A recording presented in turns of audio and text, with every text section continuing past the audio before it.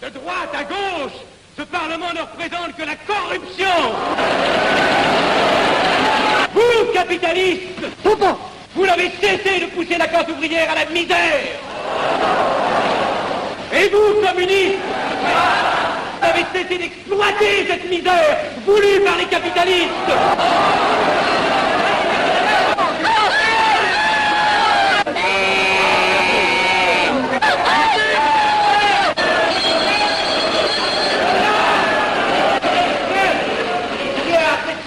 Et vous tous, parlementaires, désuets et périmés, n'acceptez pas le parlementarisme.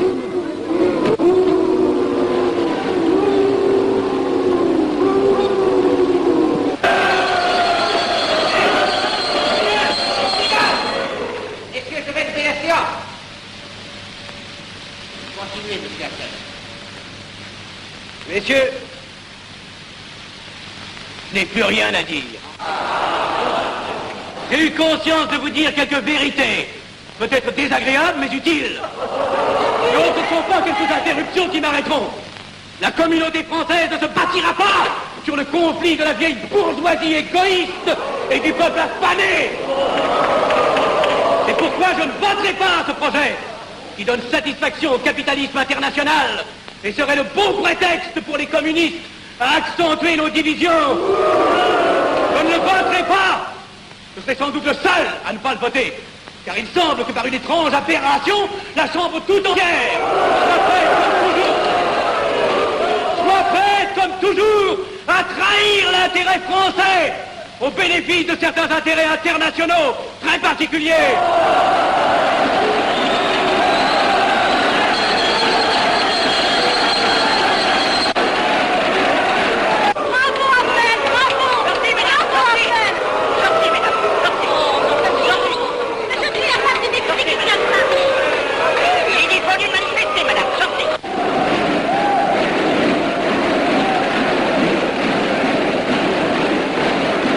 Il a du courage, ce petit Hacknell. Ces petits nationaux trop puritains nous font perdre notre temps. Il faudrait l'éduquer un peu. De quelle loge est-il? Il n'est pas de chez nous, mon frère Dubois. Tout s'explique. Voilà un garçon intelligent qui a besoin d'une méthode et de conseils. Présentez-le donc. Il est sensible, il faudra procéder avec précaution. Envoyez-lui la rivière, il saura le persuader. J'y vais.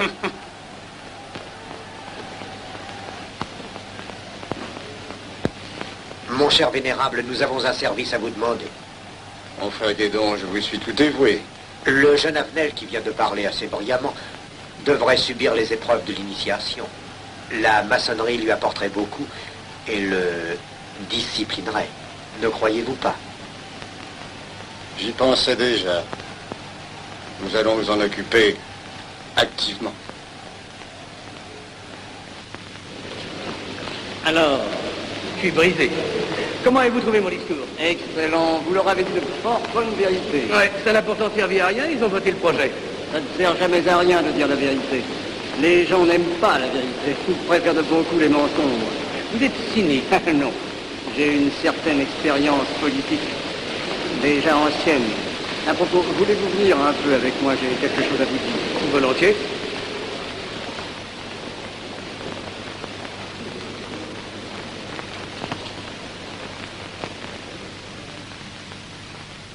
Oui, voyons, je voulais vous dire, si nous reprenions notre conversation sur la franc-maçonnerie, vous m'aviez dit l'autre jour que vous étiez curieux de connaître cette association.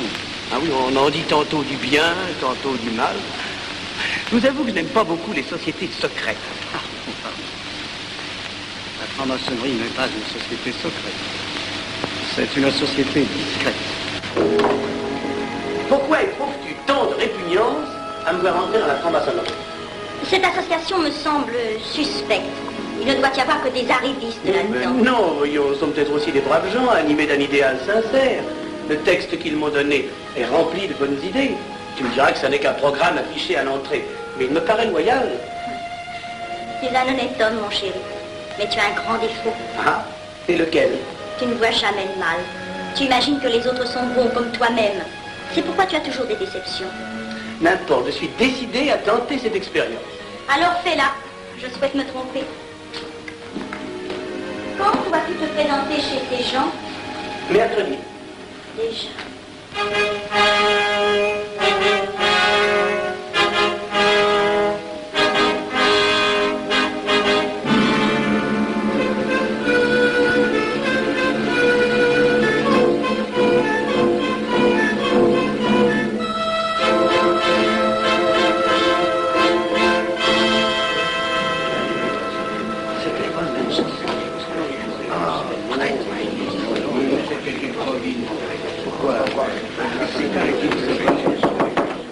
Mes frères, les travaux reprennent force et vigueur. La tenue du comité a voté l'interrogatoire du profane Avnet. Nous allons lire les rapports confidentiels de nos enquêteurs. Pierre Avenel, né en 1902 à Laval, a fait sa première communion. Oh, mon frère Valéry, je vous en prie. Mais déclare ne pas pratiquer régulièrement. A même cessé de fréquenter l'église. Très bien. Mais s'avoue spiritualiste.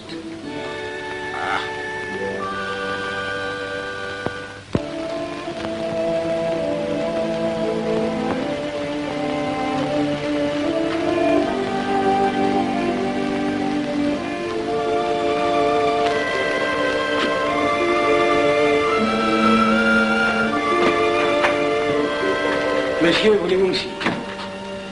Permettez-moi de vous barrer les genoux. Mes frères, le profane Avenel, qui nous est recommandé par notre frère Gainsbourg, vice-président de la Chambre, est député. Cela ne nous impressionne pas. Nous devons surtout examiner ce qu'il pourra apporter à la franc-maçonnerie. Il nous faut des gens qui servent notre ordre et contribuent à sa puissance. Pour l'instant, il paraît afficher des idées nationales un peu trop absolues. Mais enfin, je voudrais vous prévenir d'une chose. Comme il est de notre intérêt de tenir en main un grand nombre de parlementaires, il vaudrait peut-être mieux ne pas lui poser des questions qui pourraient le choquer. On nous le signale comme assez sensible sur les questions spirituelles ou religieuses. Quand il aura travaillé quelque temps parmi nous, il aura évolué.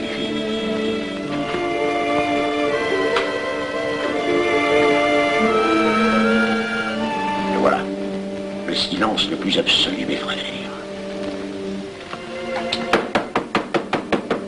Qui frappe ainsi régulièrement à la porte du temple? C'est un profane qui demande à être interrogé, vénérable maître. Faites entrer le profane.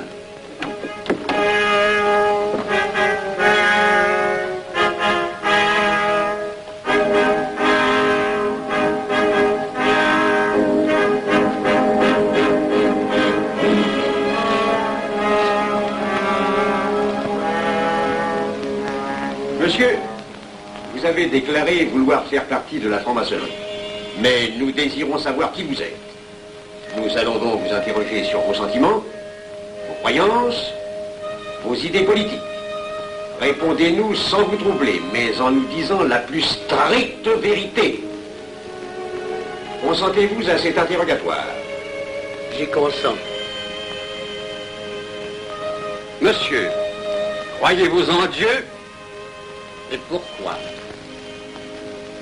Il semblait être déçu par ce premier contact avec la maçonnerie. Mais l'interrogatoire est assez pénible. J'ai dû paraître ridicule. Vous vous trompez. D'autres qui sont passés avant vous ont moins bien répondu. Vous avez été reçu avec une majorité convenable, 16 voix contre 10. Comment, j'ai eu 10 voix contre moi? Non, non, 2 seulement. 2.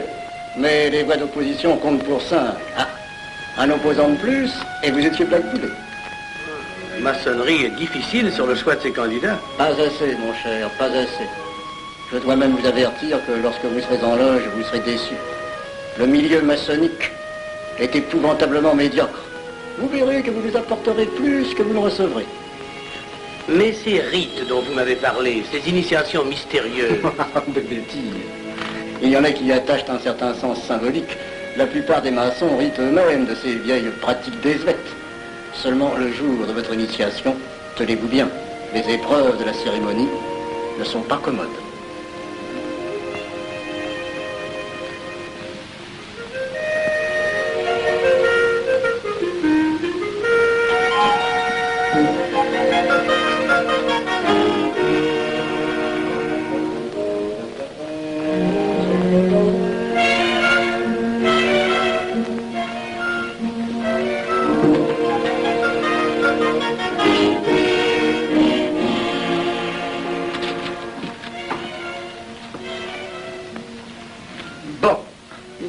Attendez à la buvette, là. On viendra vous chercher.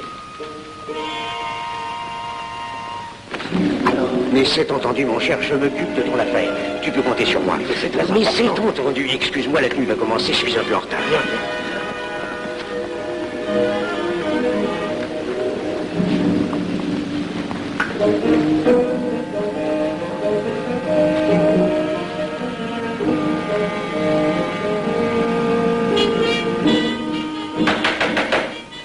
Prenez place, mes frères, nous allons ouvrir les travaux. Mon frère Durand, veuillez prendre place à l'ordre.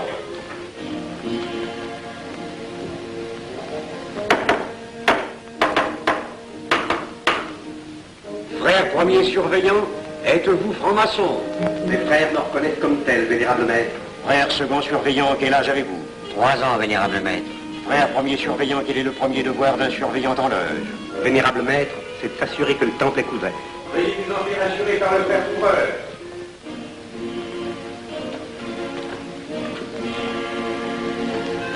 Le temple est couvert, vénérable maître. Frère second surveillant, quel est le second devoir des surveillants en loge? Vénérable maître, c'est de s'assurer que tous les frères présents sont membres réguliers de la loge ou visiteurs connus. Debout, et alors, mes frères. Frère premier et second surveillant, assurez-vous que tous les frères rangés devant vos colonnes sont membres réguliers de la loge ou visiteurs connus.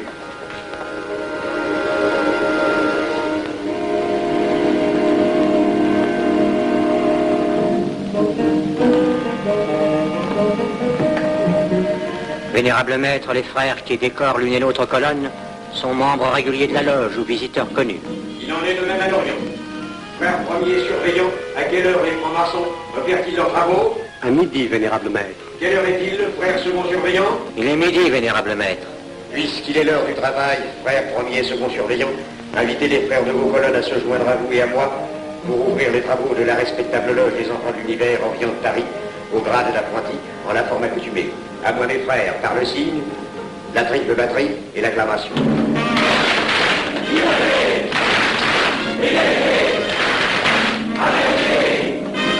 Prenez place, mes frères, les travaux sont ouverts. Mes frères, l'ordre du jour appelle l'initiation du profane Avenel. L'atelier a voté dans une précédente tenue la mission du dit profane. Nous allons donc ce soir le recevoir solennellement. Mon frère couvreur, veuillez aller chercher le profane Avenel qui a écrit son testament philosophique dans le cabinet de réflexion.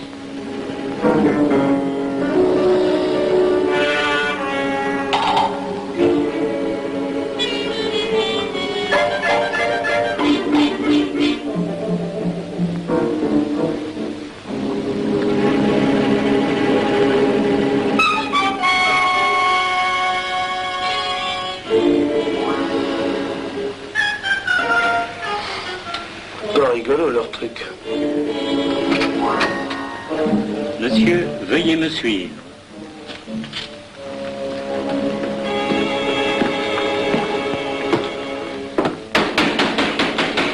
Qui frappe ainsi régulièrement à la porte du temple? Vénérable maître, c'est un profane qui demande à être reçu maçon s'il en est jugé digne. Frères, armez-vous de vos glaives. Faites entrer le profane.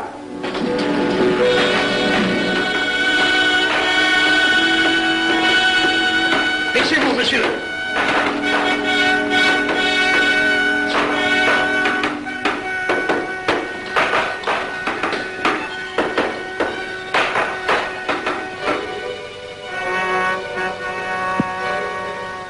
Monsieur, cette épée que vous sentez sur votre poitrine est toujours levée pour punir le parjure. Elle est le symbole du remords qui déchirerait votre cœur si vous deveniez traître à la société dans laquelle vous voulez entrer. Est-ce de votre propre volonté, en pleine liberté, que vous vous présentez parmi nous? Oui. C'est une institution qui ne procède que d'elle-même. Elle prend sa force dans la raison. Persistez-vous toujours dans vos intentions? Êtes-vous bien déterminé à vous soumettre aux épreuves, quelles qu'elles puissent être? J'y consens. En ce cas, confiez-vous à la main qui va diriger vos pas. Mais comme il serait imprudent de s'imposer des obligations dont on ne connaîtrait pas l'étendue, il est de la sagesse de cette respectable assemblée de vous dire quels seront vos devoirs si elle vous admet dans son sein. Le premier est un devoir absolu de secret sur tout ce que vous pourrez entendre et découvrir parmi nous, ainsi que sur tout ce que vous verrez et saurez par la suite. Je dois exiger de vous un serment, prêté sur la coupe des libations. Consentez-vous à le prêter? Oui. Frère expert, faites approcher le profane. Et vous, maître des cérémonies, apportez la coupe des serments. Présentez la coupe au profane.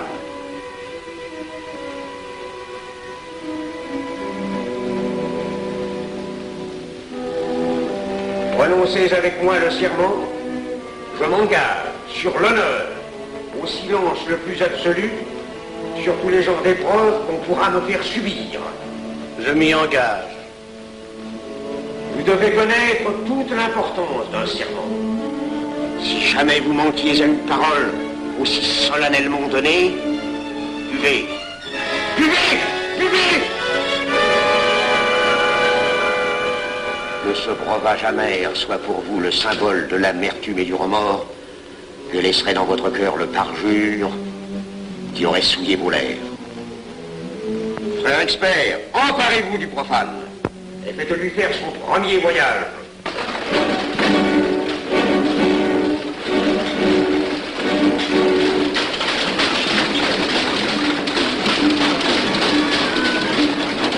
Voilà, c'est un profane qui demande à être reçu maçon.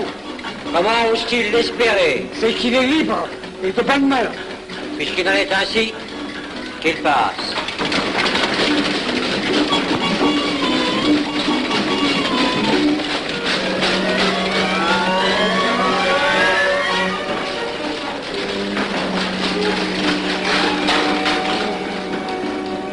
Monsieur, le voyage symbolique que vous venez de faire est l'emblème de la vie humaine. Le bruit que vous avez entendu figure les passions qui l'agitent.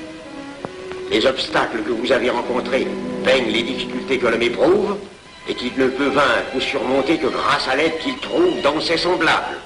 Frère expert, faites faire le deuxième voyage.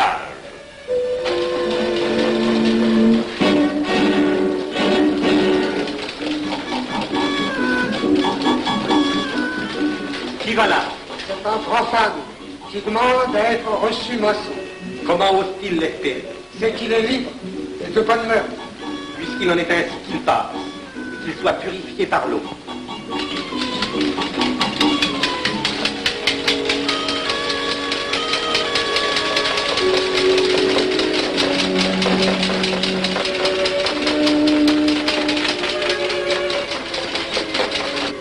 Monsieur, nous avons procédé à l'épreuve de l'eau qui représente l'épuration de votre esprit naissant à la vie maçonnique.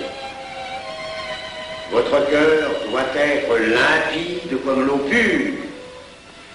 Frère expert, faites faire le troisième voyage.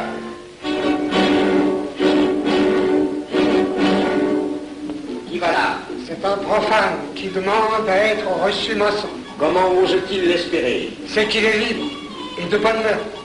Puisqu'il en est ainsi qu'il passe par les flammes.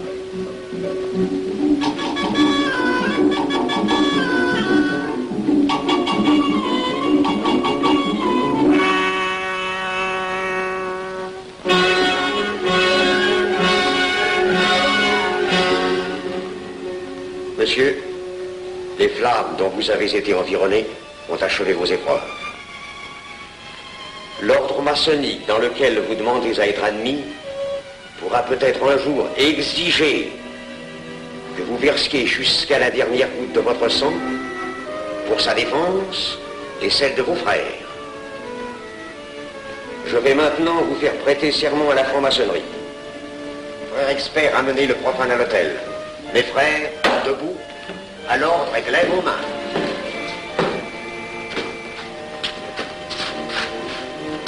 Moi, Pierre Avenel. Moi, Pierre Avenel, de ma propre et libre volonté, De ma propre et libre volonté. En présence de cette respectable assemblée de maçons. En présence de cette respectable assemblée de maçons. Je jure et promets solennellement. Je jure et promets solennellement. De ne jamais révéler aucun des mystères de la franc-maçonnerie qui vont m'être confiés. De ne jamais révéler aucun des mystères de la franc-maçonnerie qui vont m'être confiés. Quelle idée saugrenue ton mari a-t-il de se faire recevoir franc-maçon? Je lui ai déconseillé tant que j'ai pu, mais tu sais comme il est entêté. Il va se trouver dans un milieu d'arrivistes si médiocre. On l'a pourtant bien prévenu. Pourvu qu'il ne lui arrive rien. Il y a tant d'histoires qui courent sur le compte de ces sociétés secrètes. Ne t'inquiète pas, Pierre. Il saura se tirer d'un mauvais pas. Prudent. Pas assez. Monsieur, le serment que vous venez de prêter ne vous donne-t-il aucune inquiétude? Consentez-vous à le renouveler lorsque vous aurez reçu la lumière? Je le renouvellerai. Mes frères, nous allons donner la lumière aux profanes. Frère couvreur, préparez-vous à accomplir votre office. Que la lumière lui soit donnée à mon 3e coup de maillet.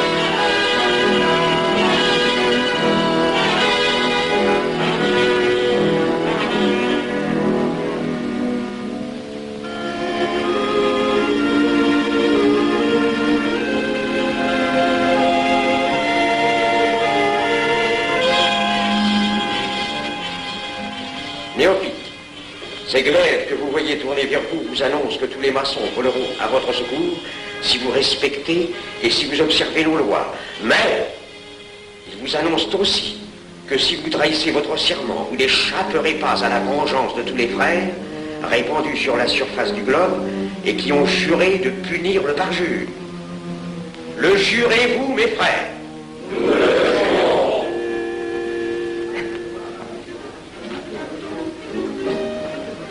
Mes frères, à la santé de notre nouveau frère. À votre santé.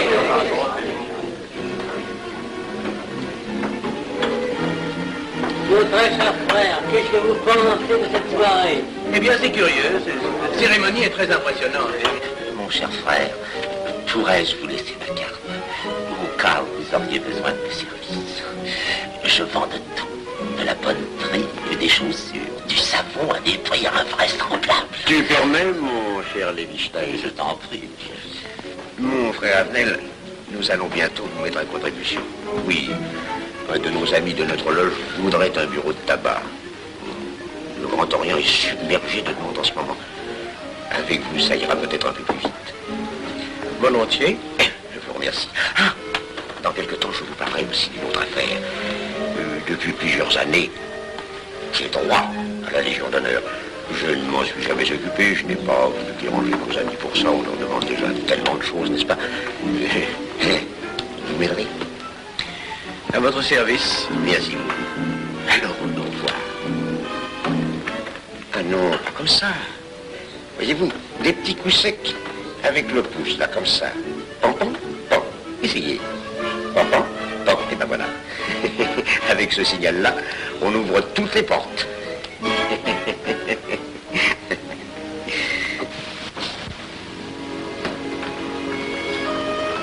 Alors, autant. Bon. Tu as l'air contrarié. Oh non. Déjà déçu. Pas encore. Tu me raconteras la séance. Ah, j'ai juré de ne rien dire. Même à moi? Écoute, c'était pas ridicule. C'était étrange.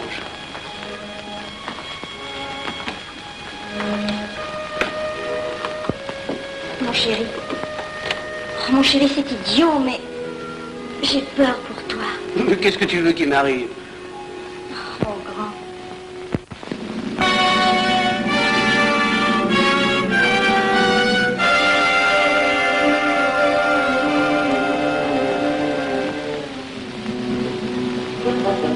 Mon très cher frère Avenel, vous êtes député.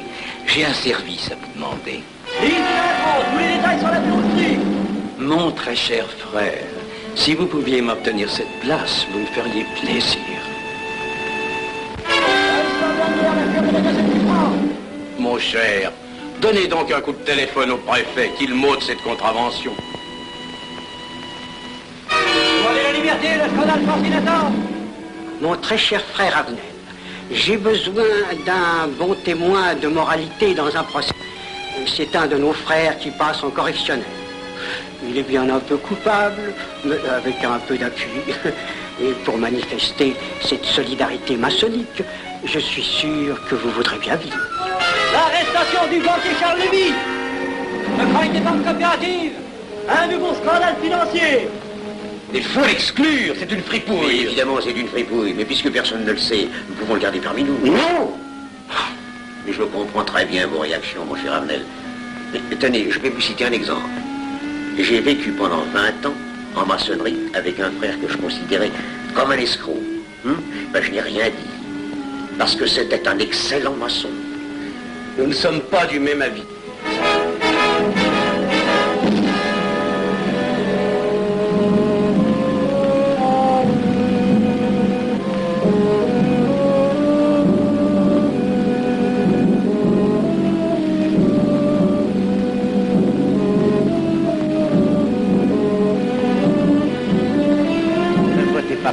Pourquoi? C'est un adversaire de la maçonnerie. Mais son projet est excellent. Qu'importe, il nous dessert. Vous n'avez pas l'air de mon ami. Non. Non, non et non, je ne ferai pas ce que vous voulez. Un mouvement de vous conformer à la discipline républicaine. La discipline républicaine et maçonnique. Je sais ce que c'est, allez, c'est une canaillerie. Mon frère, ne laissez pas vos paroles dépasser votre pensée. Oh, ne croyez pas que je sois en colère, non, j'ai tout mon sang-froid au contraire. Et c'est pour ça que je ne voterai pas cette loi unique. Vous détruisez ce pays en l'empoisonnant doucement. Avenel, vous ne parlez pas sérieusement. Mais vous ne comprenez donc rien.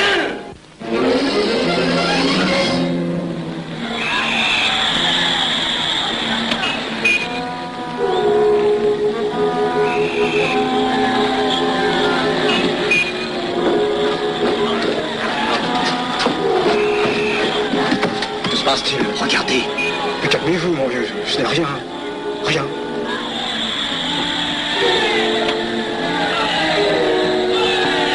Que croyez-vous qu'on doit faire? Rien. Surtout rien. Pas de pareil cas que t'attends. Et croyez-moi, il n'y aura pas d'incident. Tous ces gens vont rentrer se coucher. Ils sont fatigués, le marquerier.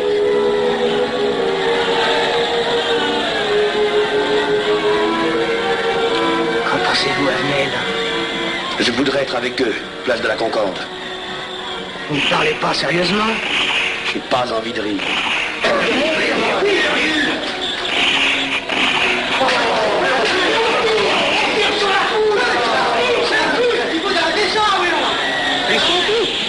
Faut arrêter ça.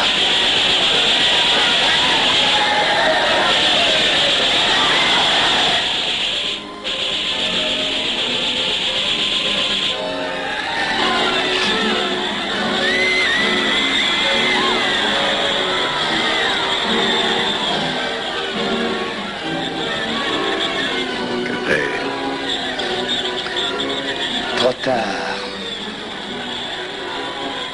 On tire encore. Coup-de-feu.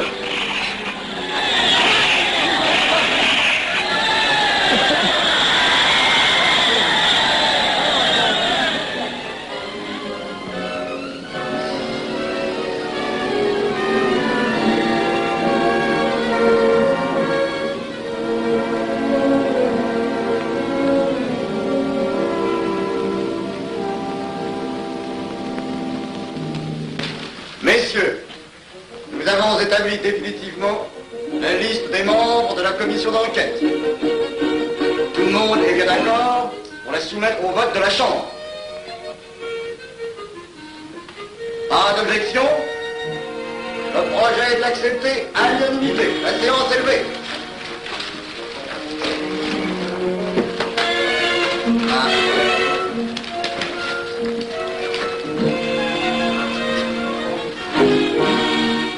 Vous pensez que ça va marcher?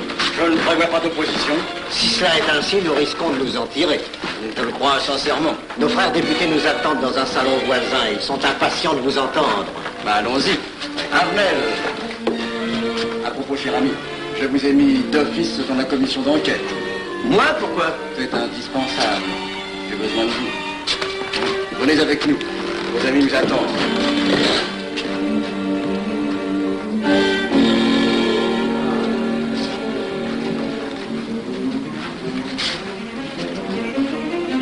Mes frères, puisque nous sommes entre nous, je puis vous dire bien confidentiellement que nous allons traverser ces événements graves sans trop de dommages.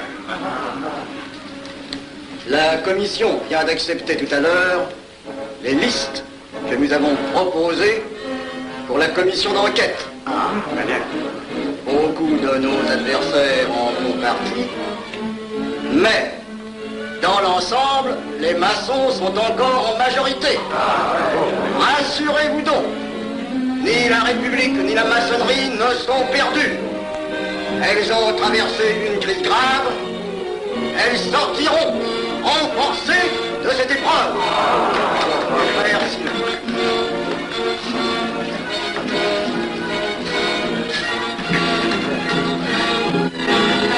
Demandez l'anti-Marfond, le scandale de la commission d'enquête! Demandez l'anti-Marfond, le scandale de la commission d'enquête! Vous me demanderez successivement le Quai d'Orsay, la Banque de France, l'état-major, le secrétaire général du Parti radical socialiste, le temps et les usines d'aviation Guerlain. Bien, monsieur.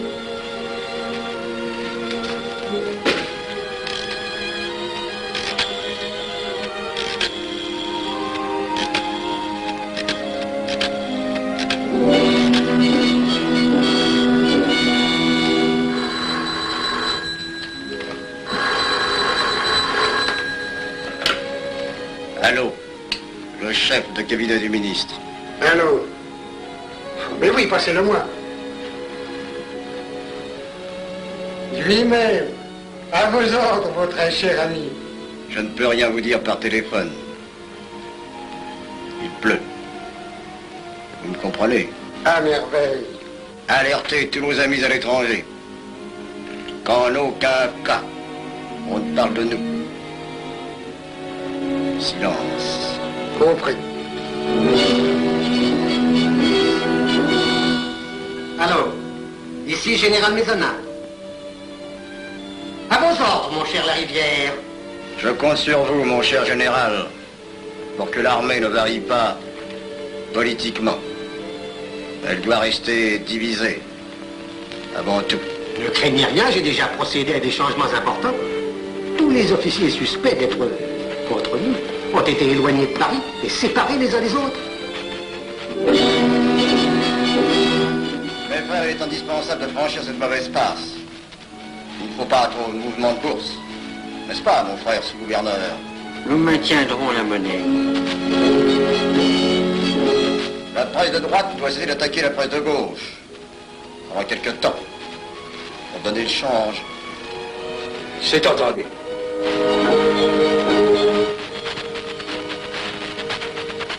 Les partis de gauche doivent faire entente avec ceux du centre. Et ceux de l'extrême gauche. De la sorte, nous contrôlons le peuple. Bloc populaire. Mieux. Front populaire. Bien. Quant à vous, mon cher Garlet, j'ai reçu ce matin une communication d'étrangers. On nous demande d'envoyer immédiatement du matériel d'aviation en Espagne. Moyennant quoi nous aurons tous les appuis politiques nécessaires. Même nos prototypes. Surtout nos prototypes. Ne croyez-vous pas que ce serait dangereux pour notre défense nationale? Faites ce que je vous dis.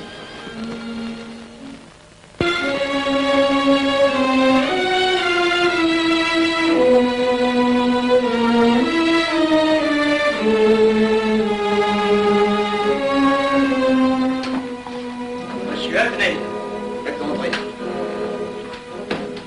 Ah, bonjour, cher ami. Comment on va?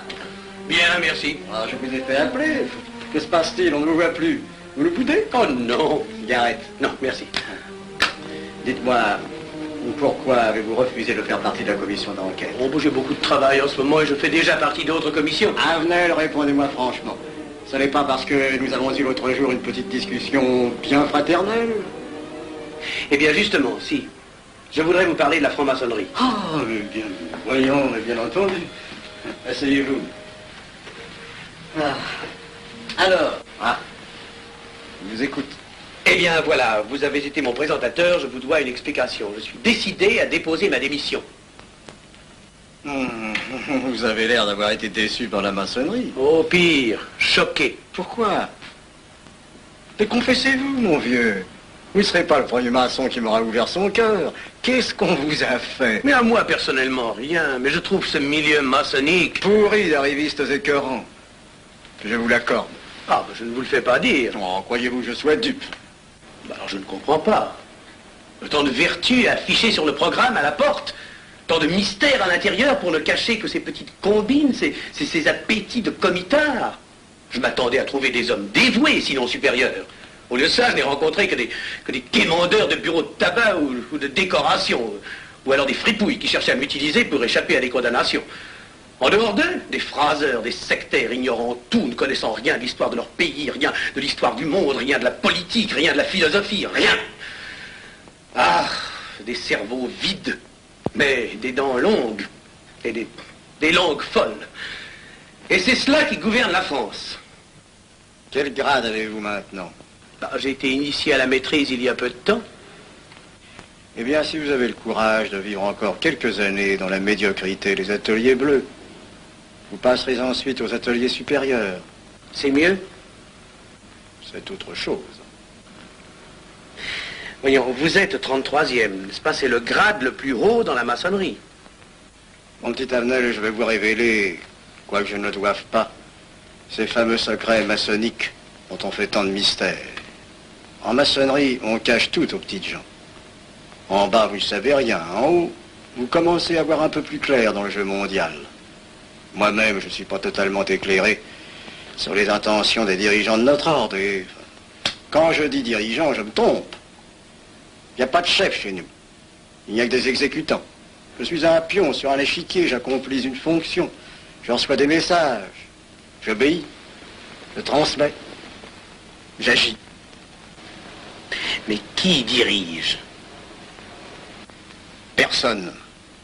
C'est beaucoup plus compliqué et simple en même temps qu'on ne pense. Qu'est-ce que la maçonnerie? Des groupes d'hommes qui se sont réunis aux quatre coins de l'univers pour enserrer le monde dans un réseau aux mailles infranchissables. Nous sommes 50 000 en France, 500 000 en Angleterre, 3 millions en Amérique, c'est peu. Mais c'est énorme, parce que nous formons un bloc uni d'une seule volonté. Nous rayonnons partout, nous commandons partout. Ici, 300 parlementaires sont francs-maçons. En Angleterre, le roi fait partie de notre ordre. Aux États-Unis, le président est 32e. Il n'y a pas un pays où nous n'ayons nos appuis secrets, nos hommes, nos banques, nos groupes dévoués. Et ceci n'est rien. Je ne vous montre là de la maçonnerie que la puissance physique. Il y a peut-être autre chose. Mais quoi? Une doctrine supérieure. Une antique expérience des forces du monde qui nous permet de pousser les peuples tantôt vers la vie, tantôt vers la mort, quand il le faut. La mort? Je croyais la maçonnerie attachée à la paix. à une certaine paix. Notre paix. Sinon,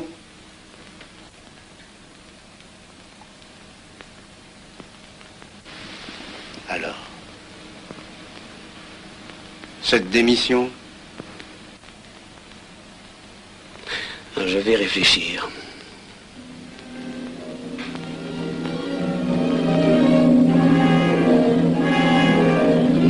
Alors, il n'y a qu'une solution, la guerre. Pour réussir à déclencher la guerre, la maçonnerie a besoin de tous ses hommes. Sur combien de voix pouvons-nous compter à la Chambre? Nos frères parlementaires sont à peu près tous sûrs. Sauf un, que j'oserais nommer, car il fait partie de notre loge.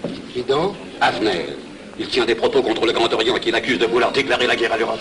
Je n'ai jamais eu confiance en ce type-là. C'est une faute de l'avoir laissé entrer ici. Nous pouvons encore leur amener de meilleurs sentiments. D'autres que vous réussissiez. Qui sait? Nous avons peut-être les moyens pour ça.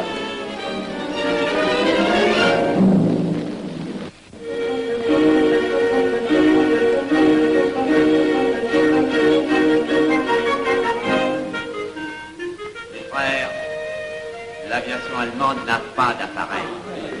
Plus de 2000 accidents d'avion l'année dernière en Allemagne. La ligne Siegfried est à peine construite. Les tanks allemands marchent difficilement. Un détail entre autres qui m'a été rapporté par un de nos frères. Quand leurs tanks sont entrés à Vienne, on s'est aperçu que certains d'entre eux étaient en carton et montés sur des hautes bicyclettes. Croyez-moi, mes frères, il nous serait facile d'abattre le national-socialisme dont les exigences sans cesse accrues deviennent intolérables.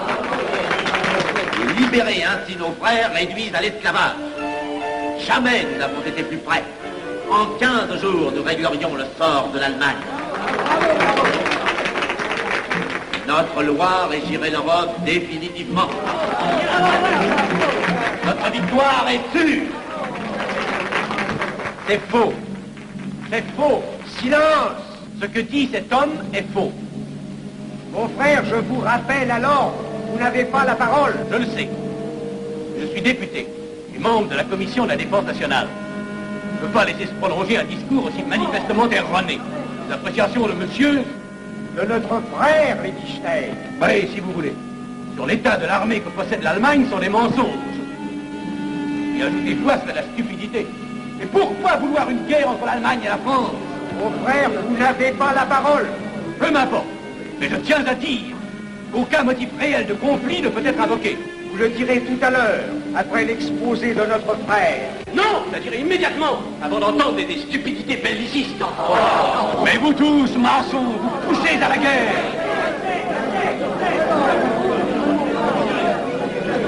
Pour que ce pays soit gouverné par vos lois, par les Juifs et la maçonnerie surtout. Le peuple français ne se battra pas pour défendre une idéologie fumeuse, un régime ignoble, une république pourrie. Mon frère Avenel, je vous prie de couvrir le temple.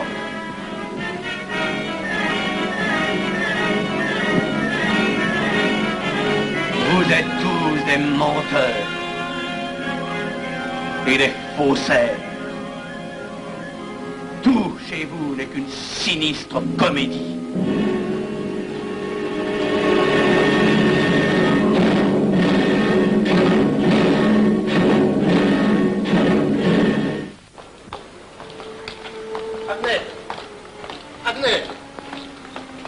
Avenel, excusez-moi, comme vous, j'habite Neuilly, c'est pourquoi je me permets de vous rejoindre. Oui, vous avez fort bien fait, mon frère. J'étais près de vous à la tenue. Je voulais vous féliciter. Oh, merci. Vous avez très bien fait de leur crier des vérités. Ce sont des fous. Malheureusement, il est impossible de leur faire entendre raison. Les événements sont pourtant indiscutables. Oui, oui. Dites-moi, j'ai des documents confidentiels sur l'action actuelle de la maçonnerie qui peut-être vous intéresseraient. Des documents? Oui, oui, des documents. Vous êtes député, il serait utile et urgent que je vous les communique. Mais je crois bien, où sont-ils? Chez moi, pas très loin d'ici. Si vous avez quelques minutes. Et volontiers, allons. Alors, qu'est-ce qu'on décide? Pétard ou couteau? Le couteau, ça fait moins de bruit. Attention, le voilà.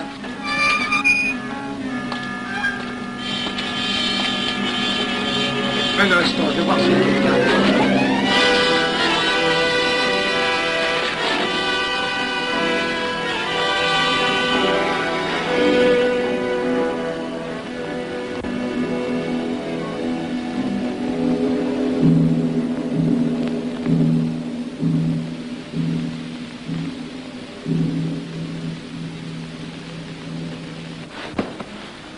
t'inquiète pas, mon chéri. Tu guériras vite. Le docteur a dit maintenant que tu étais sauvé, à condition d'être sage.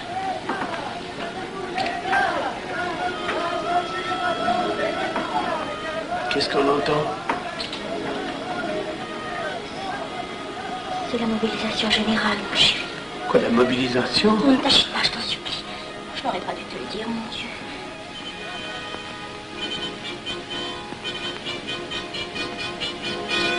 T'en fais pas, mon chéri. Tu reviendras vite.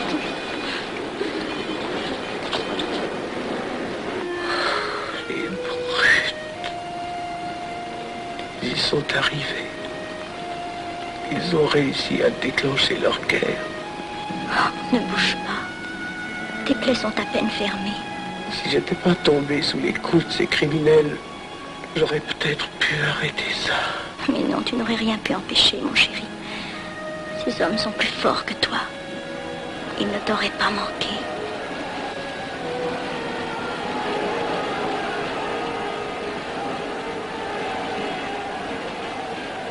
Qu'est-ce que c'est?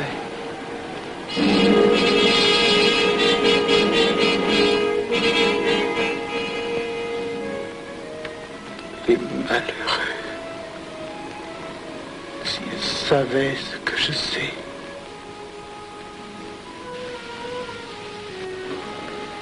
Mes frères, nous pouvons affirmer en toute sérénité que la franc-maçonnerie universelle a présentement atteint son but. Cette guerre qui est la nôtre est déclarée.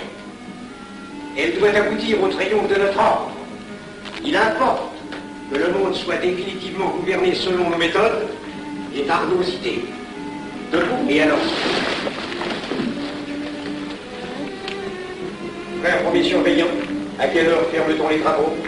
À minuit, vénérable maître. Quelle heure est-il, frère second surveillant? Minuit, vénérable maître. Puisqu'il est minuit et que nous avons accompli notre œuvre, je déclare les travaux clos à mon coup de maillet. Retirons-nous en paix, mes frères, sous la loi du silence.